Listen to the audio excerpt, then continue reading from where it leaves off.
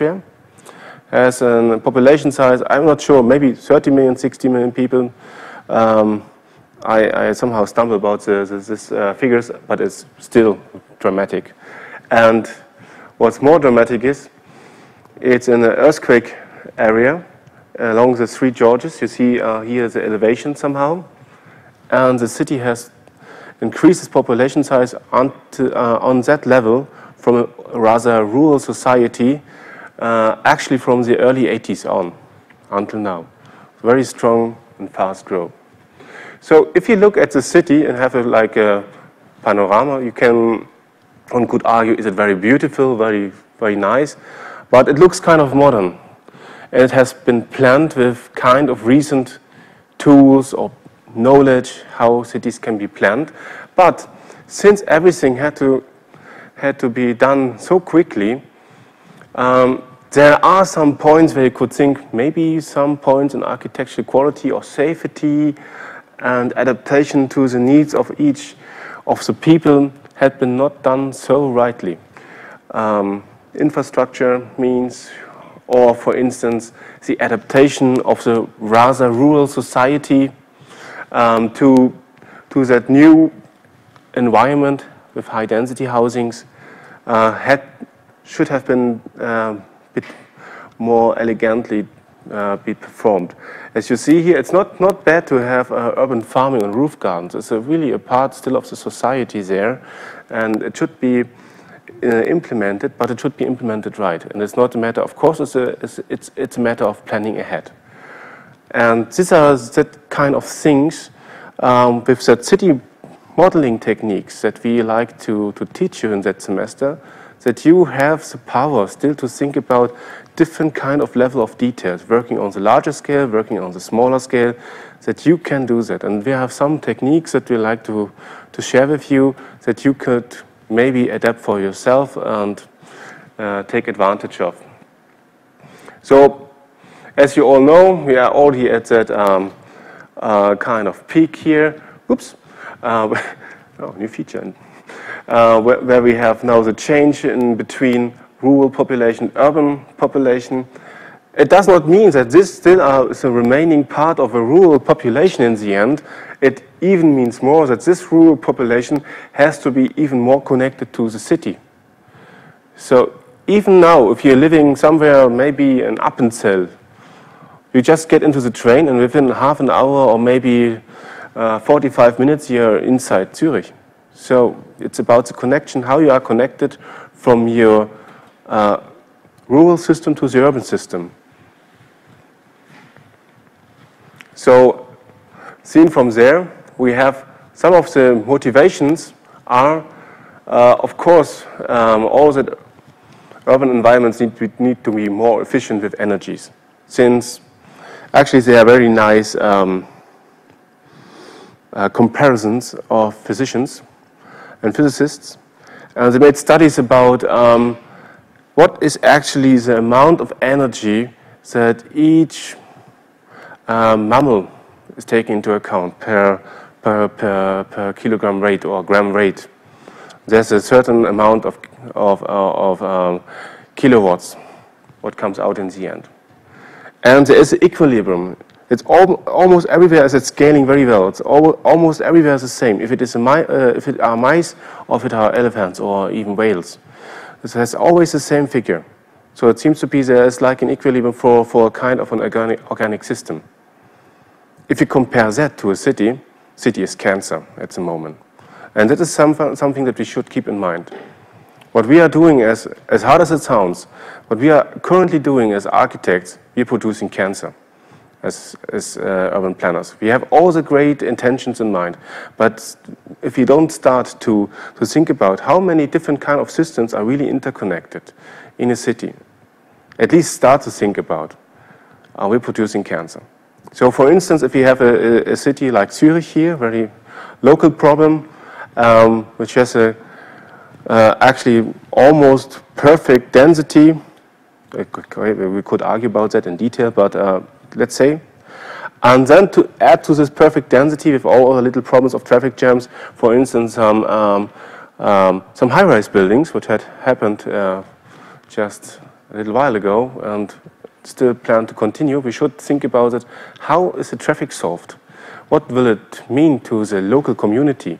How will it alter the face of the whole city? What will happen really? How can I actually make sure that it will go on? Maybe it's not right. Maybe we should think more blockwise and high-rise, but that are things to be discussed. So, and for these discussions, we need locations where all this information comes together. We have the luck that we have as urban designers, we are working with multiple kind of views. We're working with sections and so on. We are kind of very flexible and thinking in scales. And this helps us actually to bridge with different kind of disciplines, what we have always done. But for the bridging process today, we have more and more digital information. And this digital information cannot be just printed out, hand over in plans, and then we change, and then we meet maybe 3 weeks again later on. Hopefully everybody who was on that meeting adapts the changes, and we evaluate, then we meet again and say, okay, not so nice, let's do again, and so on and so on. So actually we need some kind of environments where all this information come together so that it's accessible. And one of our tries is actually to have that in that so-called, well, you need to resync the left, in that ValueLab here. So this is actually a kind of old video what we have here, but the idea is still fresh, I guess. The idea was to have a room, actually basically not just only urban planners, but where scientists have a window into the world. You can connect with the MIT, share your information, and work together over distances. So you will see some of the components are really meant to be there. So we have a table where you can sit around and work on that. You can stand around and work on that. Then we have a video conferencing system. One camera here, one camera there. And yes, you can even make a party inside. So we had VJs, for instance, here inside for the opening of the ValueLab, who did take advantage of the touch software. But of course, you can just do simple PowerPoints, as I do right now. So for instance, the board meetings, or I think this was maybe interesting, or Hosea Schäfer, this Mobile Globe application of Mr. Schäfer. Then Atlas der Schweiz, another application, can be run inside the ValueLab. And we have interaction, of course. All that surfaces that we have is multi-touch capable. So each of the surfaces is about 32 points of fingers can be recognized at once. And even the old guys here from the ETH board are very happy to try that out. It's the only problem that the tie gets into the frame and then they have to operate as well as the tie. That was one of the first GIS-like annotation tools for the ValueLab, where you can bring information together, make some analysis, make some attachments of pictures, and so on. And we had a lot of student works working with processing that did a lot of interface studies. This is a more advanced student work of a PhD student, of a colleague of us, Michael Vandenberg, and he just developed a method where you can interact just by gestures with a 3D scene, for instance, or with any kind of other applications. And we are working now to get a project funded where you can use maybe something like Microsoft Kinect, for instance, that you can really use standard Windows application and go through and make like a minority report, some gestures and so on. So why should you use something like that? Because you have the problem, if you go to this touch screen, you have the focus here on the screen. But if you have a larger audience, maybe we all come to the screens, it's a bit difficult that everybody gets a focus. So then you have a moderator and who can just make the gestures and interact directly. Yeah, and then we have, for the one lecture of Mr. Schmidt, we have the teleteaching with Singapore. He will be today, for all that guys of you that will be later on in the course with him. He will be here present, but from the next week he will be just connected remotely.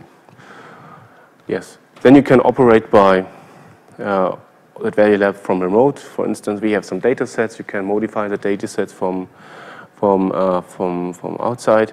And then is a very old prototype of our visualization toolkit for cities. You had Dübendorf rebuilt as a Manhattan-like structure. The whole area of Dübendorf. But now we have a more advanced technology. Now we cannot just do Dübendorf, now we have whole Zurich. So it's a bit progress in time. You will see just interactively later on.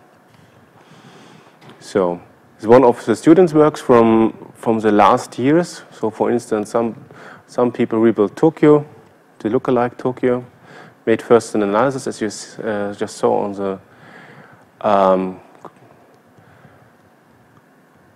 the schemes. This had been some very early examples with Singapore, what kind of building typologies they themselves want to build. And coming from there, they came to the conclusion, maybe we want to do it different. So all that things working together brings a lot of discussions. And even if you have a change of modes, for instance, instead of just talking and making annotations and so on, you're working with this kind of rooms even more playful. And with this playful working, hierarchies tend to be more flattened. If you have board members working together with a low-level person, but very important person for the project, then the distances will be cut and brought more flattened. So these are some impressions of some workshops that we did. Some with the banking industry, some with planners, some with the creative industry. There's a media workshop here. Oh, we had a bird. Just look here. So, and another large project which is now be evaluated if we bridge it with our urban planning things, is that we have that risk analysis tool. So later on we want to have like a risk tool where you can assess the risk of your urban environment that you currently have, and that you can change and modify and then develop action plans. Yes, so that was the Value Lab, and as it seems, I have to press somewhere that it comes back to life. Okay, that's cool. So, yes, so just summed up, a Value Lab is a tool for participatory research, planning, and designing of future cities. Yeah, it's a very interdisciplinary tool to bridge the gaps between computer science, geosciences, and so on. And, which is even more important, we have a very large ongoing research project here at the DARCH. It's actually the largest funded research project overall. Architecture departments in the world. It's in Singapore. Maybe some of you heard already about that. And therefore, it is so-called front end of the simulation platform. It means that we have a lot of very abstract simulation techniques on servers and so on. And to make that visual and make it appealing, that is the right room to access and to go through. Okay. So, and one of the things that we do as well, it's the idea of participatory design and planning. This is mainly done by Antje Kunze, who will play as well a role here in that group, and in that course, I mean. And therefore, A lot of requirements and analysis will be made just with a so-called programming technique. Architecture programming is the name of the technique.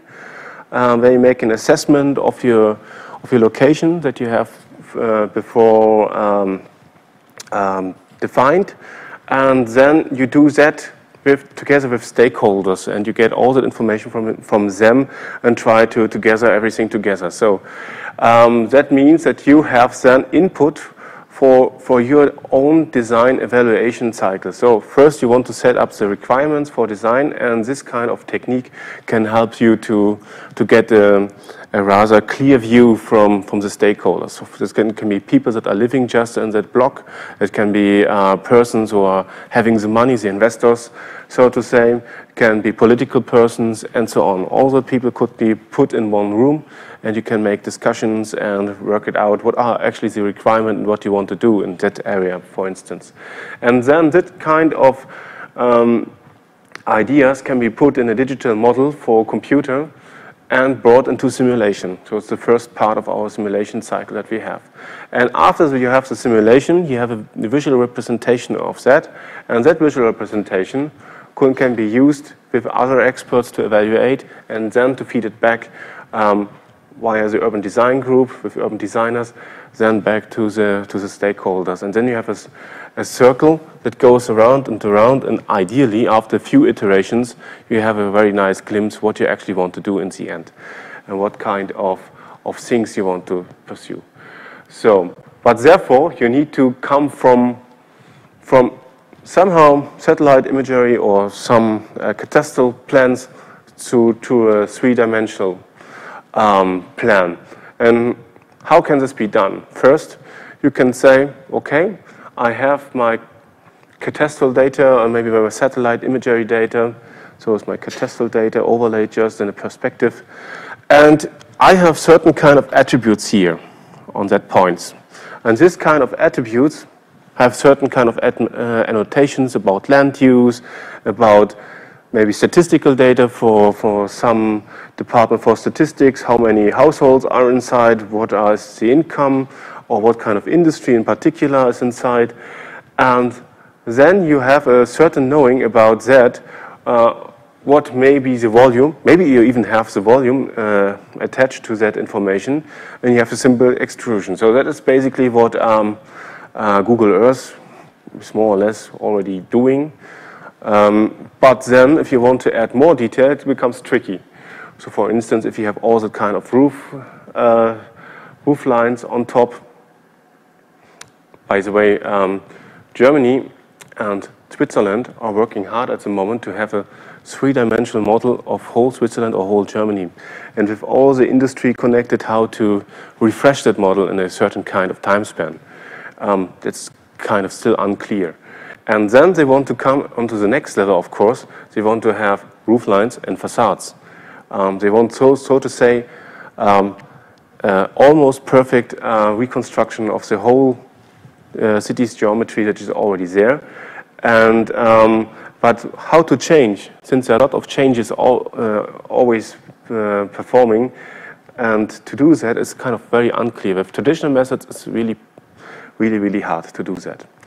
Okay, so what you can do, for instance, with that kind of tools, you can do that very fast and not very hard. It's kind of quickly. And the next thing is you can overlay information, for instance, the land use. It's just one of the examples that I can show to you. And it would be now time for the next video. You can change very efficiently your geometry just by altering some attributes within your GIS tool. You have as an input, all your maps are modified, and then you have a tool like what we use here, the so-called city engine, and then you can interactively adapt everything and connect it to, for instance, building and zoning laws. So, just need to go here. So, for instance, this is just a standard parcel. This parcel, there is a so-called rule file attached to it. And with this rule file and this initial values, you get a form like this, a shape like this. Then, for instance, you modify some values, like you don't allow any rooftop penthouses, for instance, or you allow it, but you have a bigger offset to the front side. All that kind of regulations you can just directly put inside, or you have certain kind of functions on the facade, so you want just to enlarge or make it smaller. All that kind of things can be just steered directly from within the application or from data given from outside the application. So the next thing is you cannot just do this on a building scale, you can even do it on an urban scale. So almost immediately you can reconstruct a city that looks like, for instance, if you have the appropriate rules and styles, that looks alike Paris, for instance. And this is, for instance, just textured, but you can steer every amount of level of detail as you like. So this is just a live walkthrough.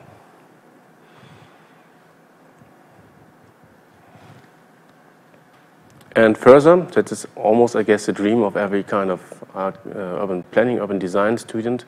If you have set up that kind of rule sets that follow your intentions that you have more or less, so you have actually to see it more as a general building types, not really a design. It's like a background noise that you have for your design purposes. But if you try to play around with your urban designs that you're creating, and maybe you want to add and change something on an existing structure, then you have that kind of tool that automatically fulfills your constraints. So maybe you have to add here that there is not some hidden magic here behind. It's really about, oh, we want to have an average lot size here, which has a lot size of X. Maybe at the corners should be more like this and that. In the middle, it should be like this and that. And all that kind of ideas that you have will be maintained. Even if you change your lot, the corner buildings and everything will remain the same, so that you not just lose everything if you make modifications. So it's really parametric design here.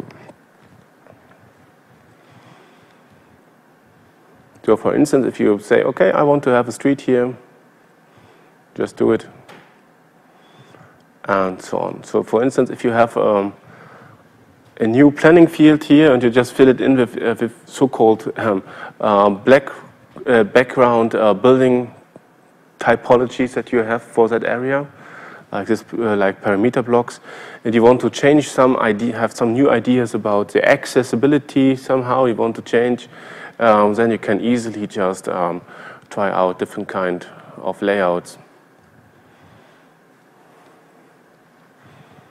So just imagine how hard it is in Revit to once come up with a 3D model, and then you just cut through this kind of complicated models, a street. Okay, that far we are not right yet, but at least with the shapes and the hulls, that's possible. Okay.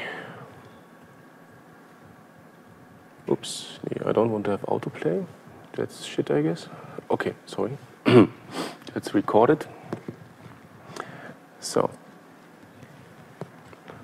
and how does it work? Basically, you have so-called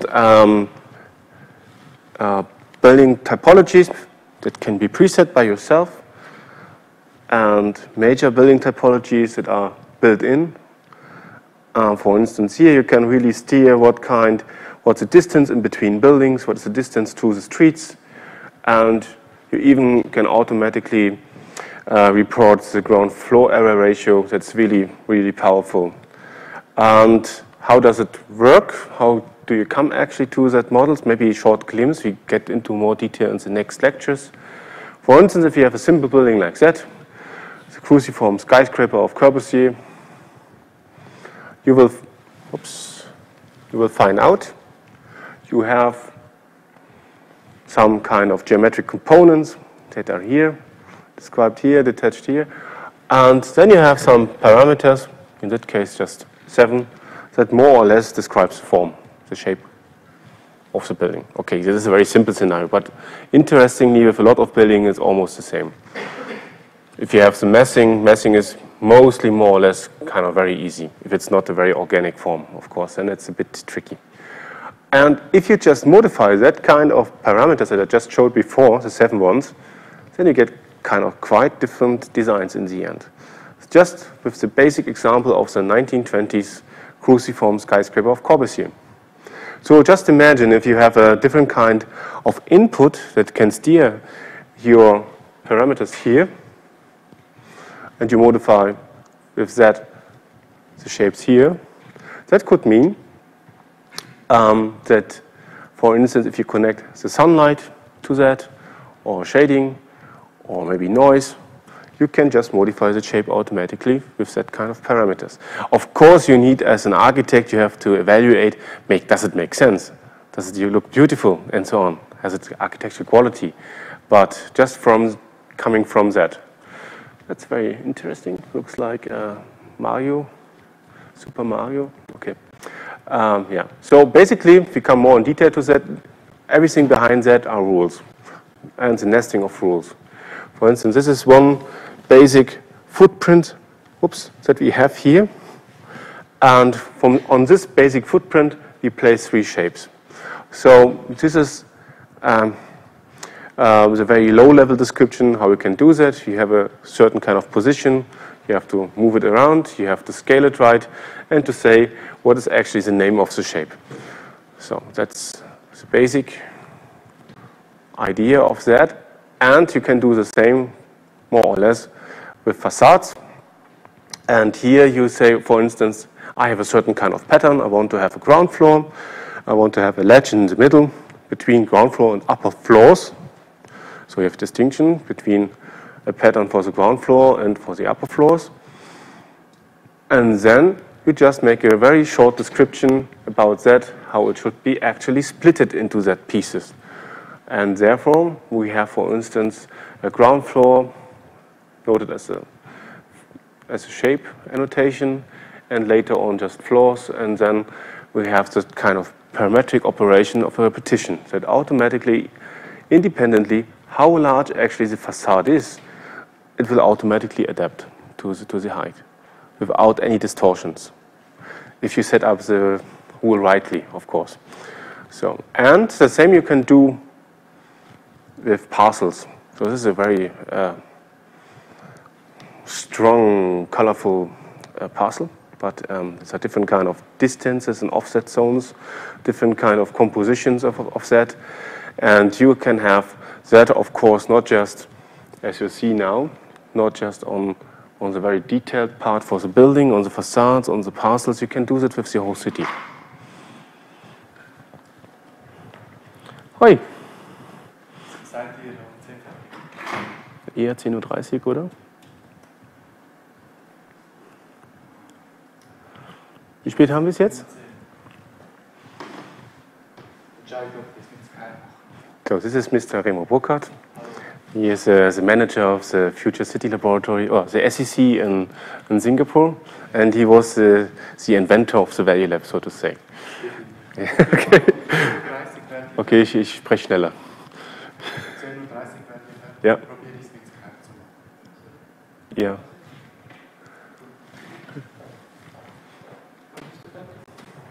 Na, 10:30 Uhr. Spät haben wir es? Na, vielleicht kommen wir schneller durch, seid ihr schneller erlöst. Okay. So, you can do it on different kind of levels, of course.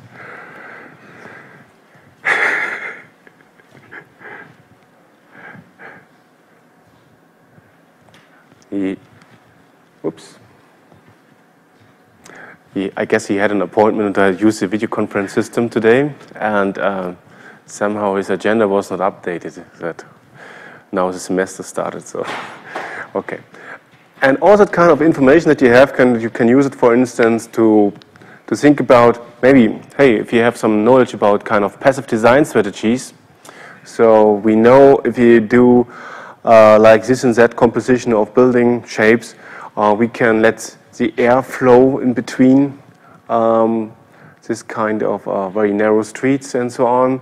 Or we place everywhere solar cells where it makes sense, where sun comes onto it automatically, and so on. Or you can actually incorporate all the different kind of functionalities that are really hard actually to just to define and to bring it together. So this is one example from Mazda.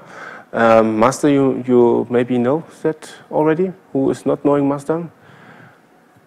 You're not knowing? So Mazda is in Abu Dhabi, the first carbon neutral city as it is advertised. but in the end it should be a very autark city. So it means you have a field of solar panels outside of the city, for instance, to get all the energy needed inside. And all of the building shapes are like in a composition brought so in that way together that you have it like a how to say,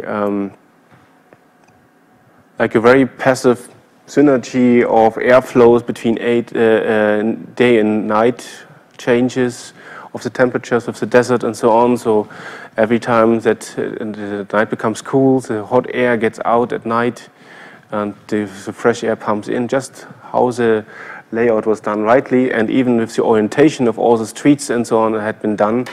A lot of energy consumption is saved for the cooling, since everything is self-shaded. But for having it self-shaded, you need a certain kind of density, and you need certain kind of building shapes that are playing around with different kind of heights and setbacks and so on. And that was one of the problems. And of course, since Abu Dhabi, of course, it's open to the Western world, but it's still more or less an Islamic society. They have a lot of societal requirements on all the kind of almost public surface of a building. If you increase the density and you see the traditional Arabic buildings, for instance, it's more inwards. But now if you have that increased amount of people, even before the traditional schemes are very dense already, you need to reorientate, and you need certain kind of methods to play with that. For instance, that kind of bird cages here, the balconies, and you have your like hole-alike facades, so that nobody can look inside, for instance, and get privacy inside. So these are just visualizations of all the passive design guidelines of Foster and Partners, which we then, in the end, evaluated with analysis tools for the sunlight exposure, acoustics, wind flow, and so on. And actually, the result is that it fulfills its needs. The description is working very nicely for the passive design guidelines. Then, for instance, it's all about shapes, but it's not just about shapes. It's as well, if you erect a new city or even transfer an old one, you have to think about habitats. So these are the other parts that are very important. Habitats for plants, but as well for animals. And with that kind of tool, you can, with all the reporting functions, you can really say, we have that and that areas for this kind of functions. So that, for instance, a desert hare or a roller bird finds its place. And these are some examples what students over the past semesters did, with the master example, for instance. And I think it's very impressive what can come outside. So I'm very curious what you will do in the end.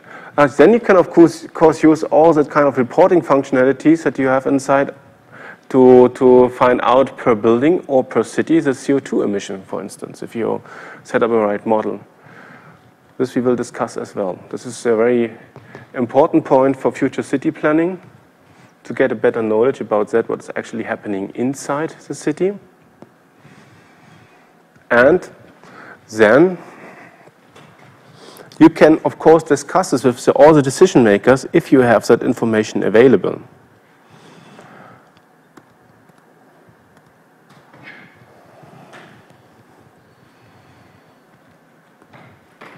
So what you see here is a very basic analysis about the energy amount of energy consumed by each building in Zurich, or almost each building in that case, a very early startup. And the green is the kilowatts, and the yellow ones are the tons of CO2 emissions. And there are some, here the color is a bit too dark, but the dark columns, the smaller ones, are that 1,000 liter steps of oil as an equivalent to that. And these are things that you can easily do with the techniques that we teach you here. And it's really a lot of, oh, that's a very old example of a future city. But it's a really very interesting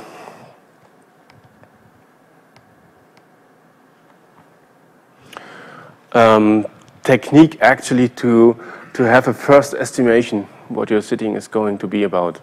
And that from there, if you communicate that to a set of decision makers, you have a good instrument at hand to steer urban design and planning and what will be in the next time, the next great interventions that need to be made. If somebody wants to reach the 2,000 watt society or the 1 ton CO2 society, for instance, by year 2050, a lot of work needs to be done in that way, especially if you talk about growth. So we even could use it to get the next step. So if we don't want to have it high like that, and we want to increase the density, what are the scenarios? How will the cities look like then?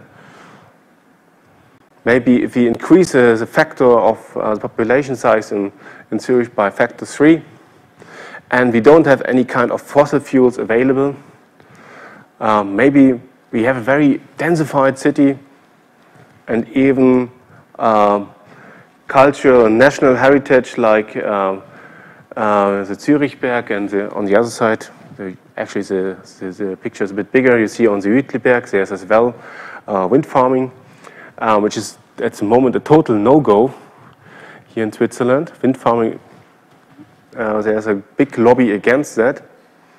And even if, since Switzerland has more sun than Germany, but PV panels are very rare. And I guess it has a bit to do with some decisions on a higher level that they don't want to have it right now, but the interesting argumentation is we don't have enough sun. That's the reason why we don't have in Switzerland PV panels.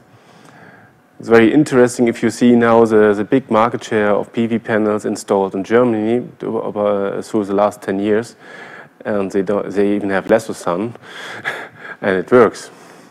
Not just because of the subsidies, because they had been cut a lot. It's not so much described. Oh, this is a bit too. I guess it is better on the. So this was with the uploading, the picture quality was a bit reduced. And all of the things that I just showed to you, we had made a case study in Porto Alegre and even a very nice student course with students about that. We did all the things, all the definition of goals with all the people living in Porto Alegre, and found out certain kind of development strategies that could be used in Porto Alegre. So what I just not mentioned is Porto Alegre is the largest city in the south of Brazil, which is a very high-class IT location for South America. And we made there like an analysis, what is the current situation, how the problem urban sprawl and detachment from the central business district could be realigned.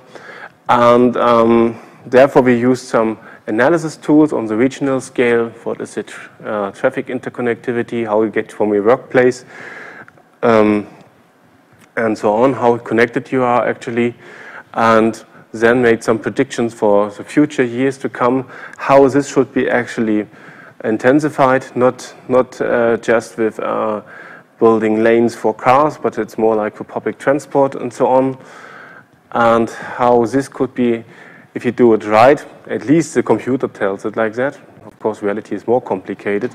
You can increase the density, the accessibility, and even the distribution of, there is a kind of function, accessibility and wealth. If you have a better accessibility, almost automatically a certain kind of amount of wealth comes into play. And how this future goals for Porto Alegre could be reached. Okay, and that's one of the plans for the new kind of accesses here. Then from our Brazilian colleagues, they had run several kind of simulations on that, then some kind of predictions how this very simple single-family housing, favelas or villas, there it was called villas, could be brought into the place. These are some reconstructions of the city.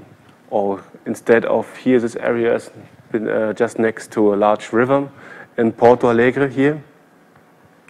And actually, since it is next to the airport, it was like meant to be for industrial usage. But actually, they needed a water basin for all the floodings that they have in a certain time span. And yeah, we at least proposed it here. Let's see if what the market does with it. And I have to say and admit, it was kind of hard to produce that kind of pictures here that could make a vision understandable. So the computation time was very, very big as well for that kind of pictures. And ideally, we want to have that kind of qualities interactively, because these are kind of visual qualities that people understand, not the abstracted 3D models that look very, very nasty actually.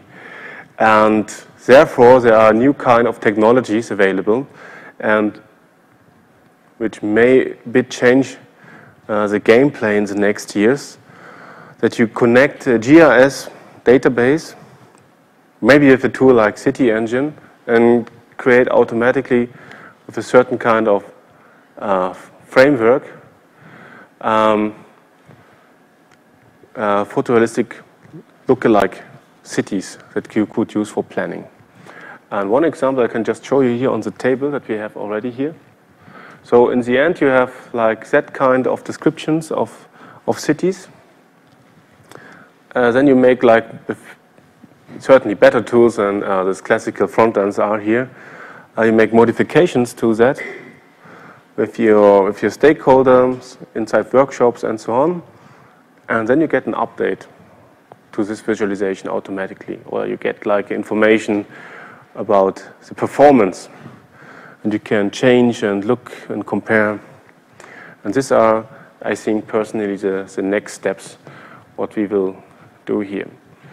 Okay, maybe we make just a very short break. And you can just go here on check. So this is a tool what we try actually to give you at hand at the end of this course for the visualization of our course contents. I just need to check if the touch is really working rightly. But so this is the data set of Zurich that we have here inside. We have just all the kind of cadastral data with all the building footprints and different kind of surfaces. And now let's see if the demonstration effect is working with me or against me. You can just zoom in. Okay, that is not very special because it looks like Google Maps. But the next point is that you now can try. Now it's funny because I do it overhead. So let's see. For me, it looks right. Maybe for the other guys here. So you see now it's really a 3D city. Just created from. There are a lot of mistakes, of course, because a lot of data is unknown. The roof, for instance, is not known. What's actually the roof line? It's not inside the data set. And the elevation is missing at the moment. But you get a feeling what is really possible. What is accurate? Just the footprint, or the footprint is accurate? The footprint is accurate, and we have a certain knowledge about the correlation between the size of the footprint and the height of the building. But now we have a better data set. We have now the roof heights included. So now if we have do a revision of that model, we have actually almost the accurate heights. Yes. Okay. But basically, you try to build up the city with statistics. No, mixed with GIS information and statistics. Yeah. Yeah, because if you're working on a block level, I think you need to be more precise. Mm-hmm. But if you're working citywide, then you can work with statistics very well. Okay, so it's not meant that you make such a model and then you put in your own You use it for your own design of one house. It's more for So entire. this is a thing what should be discussed. I mean, what the city could do with that is, for instance, what you can do with already with statistical data. So we have now a research project in the start with City of Zurich about to visualize in that kind of method the building and zoning laws, for instance. What is actually the potential that you can build within, or maybe what is actually already not done so rightly. And that could be the first step. And then the city could maybe roll out that kind of technique as a service to owners of a house, that they can just readjust their house maybe through a web service. You can just go click, okay, I want to have that building here, and I want to have like this and that facade and so on, and just upload yourself, done. So, or maybe there's more or less automated process. For instance, if you renovate your house, you have to hand in some drawings and so on, and then this could be automatically maybe fed later on into a system. So that is the beginning. At least we can do that. And then you see there's a lot of things are wrong, even with calculation time. You have reflections here on the table. Not on the table, but you see it here on the table that are reflections from the buildings. The whole city is now reflecting itself. Yeah, it's really crazy, but it's still working. And yeah. Is this connected to rendering machine, or that is like rendering whenever you change it? Actually, there are some certain parts that are pre-calculated, or the elimination is at the moment pre-calculated, but the update is kind of quickly. Unfortunately, it's not set up that I can show you, but you could. Theoretically, you can just change the daytime, and the light will just adjust to it automatically. And yes, maybe some technical details. That kind of solutions actually should be implemented on so-called cloud-based services. A lot of things should be in this future should be placed on cloud-based computational services. It has the high advantage that you don't need to care for very good workstations that are tending to be old after 2 years, and you just need to throw it away and buy new. That's not feasible for cities at all to implement that kind of things. But if you have a certain kind of fee for a certain kind of computing resources that you pay, that's very efficient for them. If it's not a matter of privacy, of course, and then you have, but then at least you have within your city administration maybe a certain kind of computer that's just within your city, and then you're not passing away very sensitive data. So that's basically rendered on GPUs. It's not possible to do that on CPUs with a meaningful way. So that's very good. Graphic cards are here in the basement, and as you see, you just connect with a web URL to that machine, and you can render then the image. And the idea would be that you don't just have that kind of visualization. Nice to have, okay, another Google Earth, great. It's more, the idea is more that you can really connect it with planning tools. So if you see this more, understand this more in a sense, it is more like a diagram. It's a 3-dimensional diagram in the first step. You have certain kind of high-level tools, like I want to have in this area more parameter blocks for the densification. How does it look like? Snap, you see it. Oh, what is now the traffic problem? Oh, what is now the problem maybe with the passive design, and so on. You can just answer that quickly on the table while speaking around that desk. And that's the thing where you can, of course, make an argumentation. It's not very super precise, but it's at least as precise as maybe like a styrofoam model, an interactive styrofoam model on your table. Yeah, where you can overlay different kind of information and make associations that you just couldn't do with that. Yeah. How well does the city engine deal with topography? Actually, it does now very well. This is a different reason. I have actually just a practical problem here. What I had, the problem was to feed in. So now we're getting very technically. I had a resolution limit for the height information from Swiss Topo, and it was not possible to just get one image file for the height resolution for the whole city. So with the appropriate resolution, so I just left it away. So this has to be solved, but we had a model with Altstetten, for instance, where it's more smaller, and there was it very easy to have everything right. Then you have all the topography. Of course, the topography is missing right now. Yes. Okay. Maybe we're just going now to the nasty details from the course of the course. And then we are almost at the end here. Okay, so maybe quick through the team. So this is the boss. You will see him at some time maybe, but this semester rather unlikely, since I guess the next time he will come will be in January. So hopefully for you, we don't need to see in January, because then it means that you pass the exams. If not, okay. So that's me. Okay. That's Antje Kunze. She's more on participatory urban design. For instance, making that kind of workshops, connecting workshops with that kind of models here. Then we have Mr. Trier. And he is now the Value Lab manager. And he's checking which kind of direction the Value Lab can be brought, next steps and so on.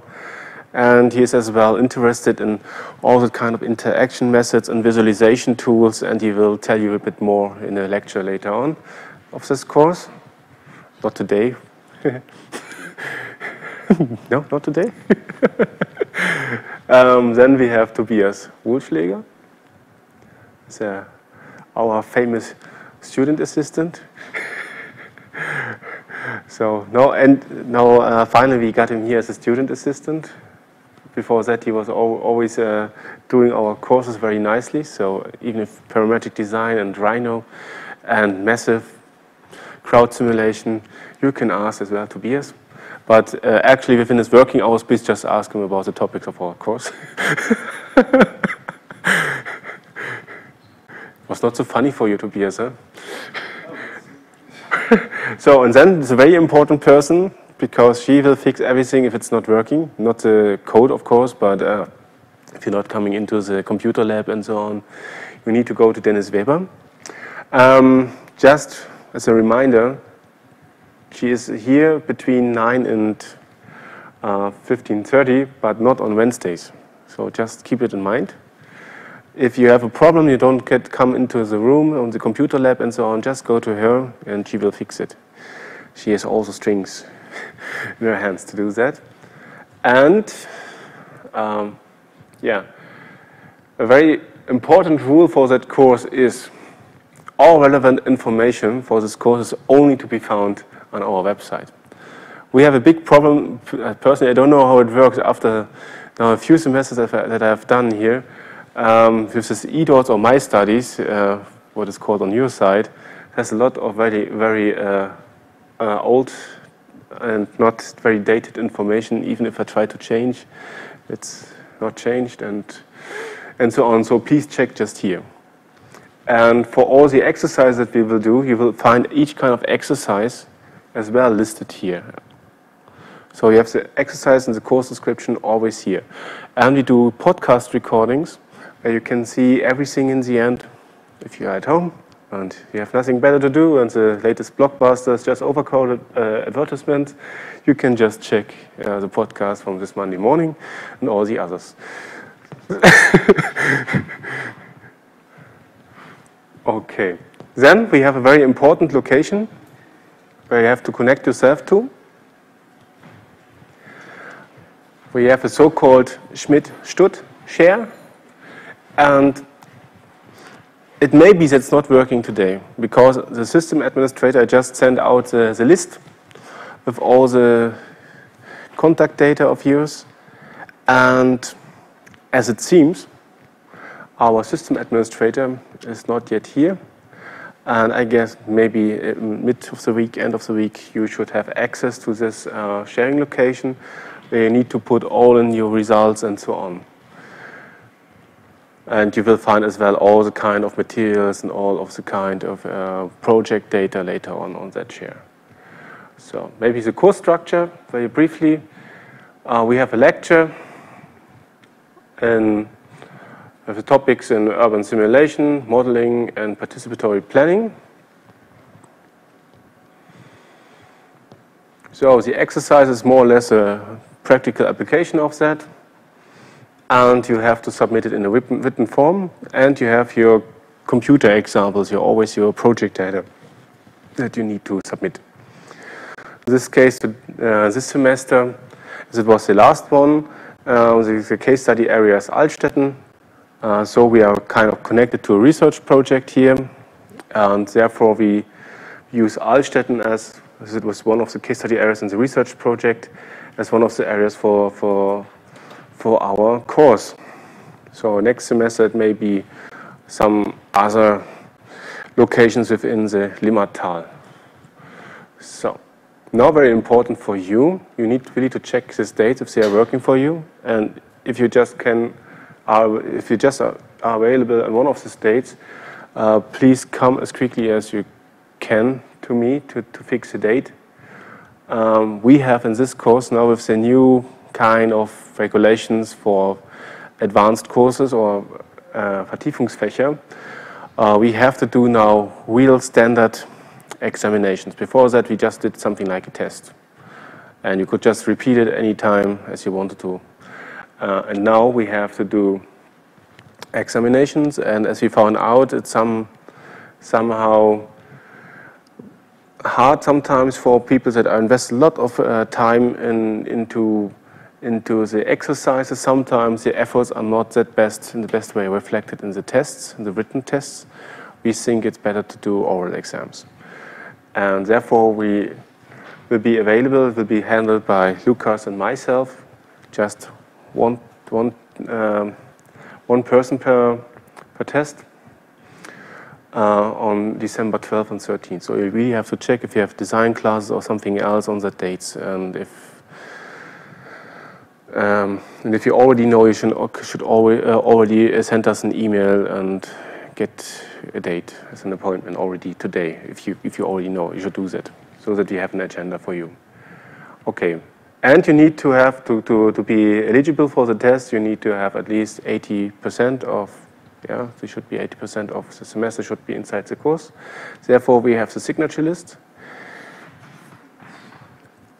Now you can pass it right now, maybe. And you need to be successful on the exercise. That means it shouldn't be the latest piece of art, but we should see that you have tried it. Okay. And overall, all the exercises actually, they represent our so-called semester project. So in the end, you have this different kind of steps in the exercise and so on. You can bring it together into one form in the end. That's our semester project. So it's one storyline that you have. You can use it as well for your expose and so on. And this is the part of the final presentation for the end as well. So that's not updated, sorry. So lecture is always in this room. And the exercises are upstairs. And yeah. Oh, that's as well, I should update this. So don't look here, it's our old secretary. But actually the contact email should be iaurbansim@arch.ethz. We had now a change from our email system that maybe that this is not working right yet, but by the end of the week it should work. So did every one of you tried already to send an email to that address? You never received an answer from me? Did you send an email? No, okay. Okay, so I should try myself. Okay, so anything else? Yeah. We had talked about that. Yeah, that's the case study area for those people who don't know Altstetten.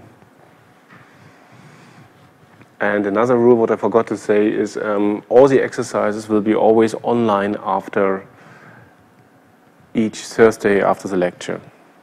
So then from each Thursday you have 1 week to actually try to complete Um, Even after the ending of the exercises, not the lecture. yeah, so someone. Yeah, you can discuss in the practical course upstairs. So okay. Yes. Any kind of questions? I think it was the last slide.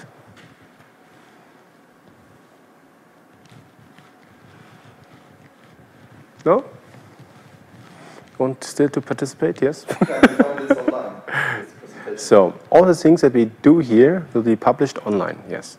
So you have then an entry on our website for the teaching, and there you will find all the lectures just as PDFs, then as podcasts, and so on, as well as all the materials for the course.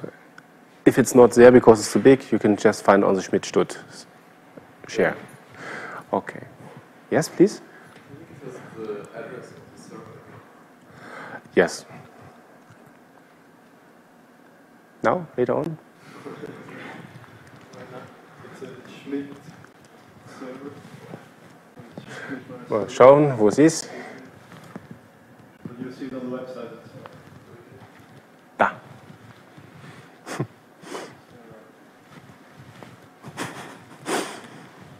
So, anything else? Okay, then I just make a photograph of you as a proof that you had been here. We now make from each kind of each lecture we make a photograph, and then we compare with the other persons here that have signed. No. I know I was myself student, so don't do that. Okay. Yeah, great. I think we make now a break, maybe 30 minutes or something like that. What we have right now? 10 or 10:15. And